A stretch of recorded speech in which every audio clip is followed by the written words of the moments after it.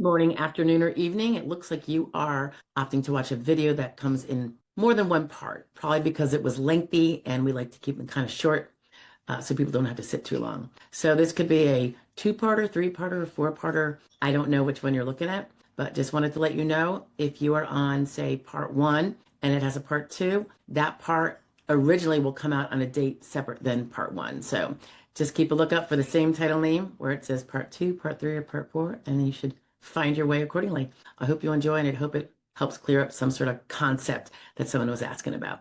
I'll see you later. Bye-bye now. Good morning, afternoon, or evening.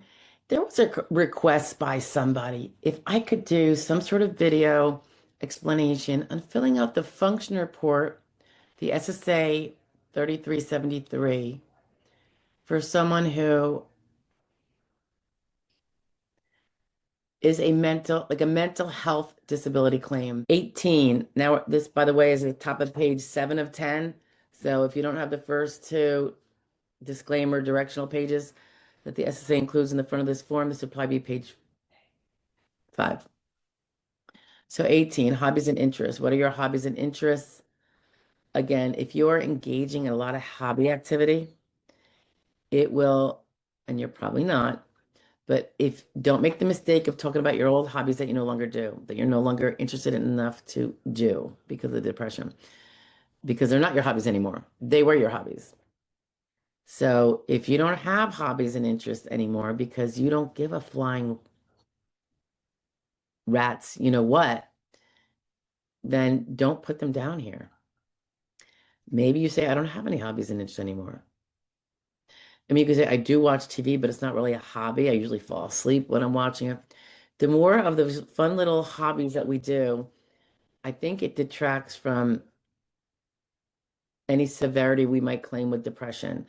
So, and the more complicated they are, let's say you're playing chess, it might be suggested that your anxiety is not so distracting as you might be otherwise claiming. And again, I'm pretty sure by and large, if it's as severe as you believe your impairment to be, so much that you can't even go get a simple, easy job, the unskilled one we were talking about before, you probably have dropped to the wayside so many of your old hobbies. And that's really sad because that's your quality of life, right? But this is where you want to make sure you're not talking about the past and you're just talking about what your hobbies and interests are now. What are you doing every day? Look at your last 2 weeks. Think about it. Or if you can't remember, journal it for the next 2 weeks and see, wow, I'm really not doing squat. Damn, I'm boring. You know what I mean? Um, if you do still try to read, but you find you're not able to focus very much, you could say, I still like to read, but I find that I can't do it like I used to. I still try, but I fall asleep to the book. Same could be with TV. Um, I fall asleep in front of the TV. Um, or I don't remember what I watched. So that would be help illustrate the poor retention that you have, even with something that you typically enjoyed. They ask you how often you do these things. Again, if you're going to flea markets and you're going to amusement parks and you're going to car shows, you might not be as depressed as it would take to be disabled from depression because you're still able to do the fun things. So it really would look more like he just doesn't want to do the boring work that we all do to self-sustain because, work is work. Just follow your dream or else don't work. That doesn't fly. We're adults. We have to go to work if we can, not only if we want. So you want to make sure that you're not giving the impression, if inaccurate, that you're simply not working because I don't want to do that. It's because it really impedes your ability to motivate enough to get up and out there. And then C says, this is again 18, describe any changes in these activities since the illnesses, injuries, or conditions began. And that's where you can go to town on some of those old hobbies you used to do that you no longer do, if you want to include them. And if you can't do it because you can't focus enough, put it down.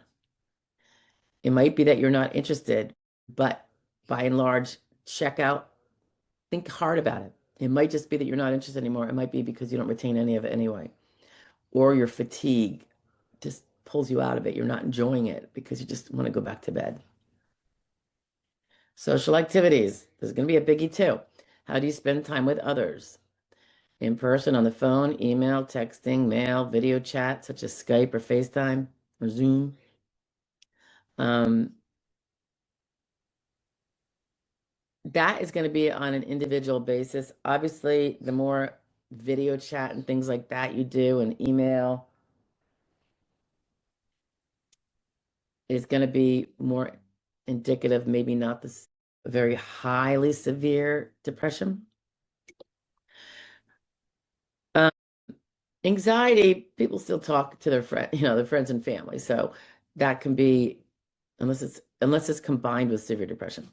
So mostly when we talk about this one is probably more about um, the depressed. However, if under B it says describe the kind of things you do with others, if you have severe anxiety and you go out to restaurants and you go to the movie theater and you go to rock concerts with others, that kind of suggests maybe not. Maybe you're not that anxious. Maybe you're not that fear of crowds you were talking about, or grave discomfort, fear of a panic attack. So think it through and don't make this common mistake either. People talk about what they did before their depression, anxiety got to the extent it is now. So a lot of times when I'm working with a client, I'll say, "Oh, I see you talk about going to concert with. When's the last time you went to that rock concert?" And they'll be like, "God, it's been a while, oh, I think I saw Brandon Lake in 21. Oh, okay. So that's not really what you do now. 21, that's 4 years ago. So um, be very cognizant of the fact that you're talking about now, today. And yes, not just this day you're not going to a concert, but let's say you haven't gone to one since last summer. And let's say you filed in October. You have not done any of that since you filed.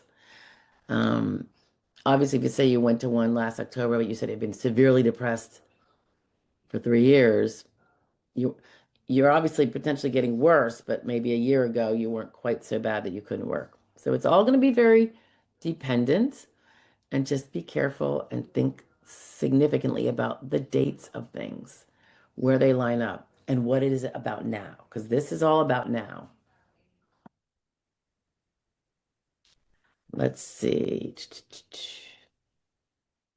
If you do talk on the phone with friends or loved ones, but it's always very short conversations, I would make sure, like, let's say you say, I talk to my daughter every day on the phone, but it's all of like 10 seconds to say, I love you. How was your day? Right? Because you're not in the chit-chatty kind of mood. So that's just another thing you can consider adding if it is accurate.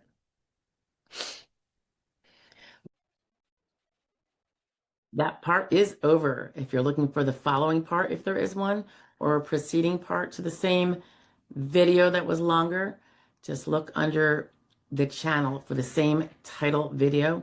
They are named the same and they just have part one, part two, part three, or whatever part it is. So feel free to take a look, see, and complete the video. Take care.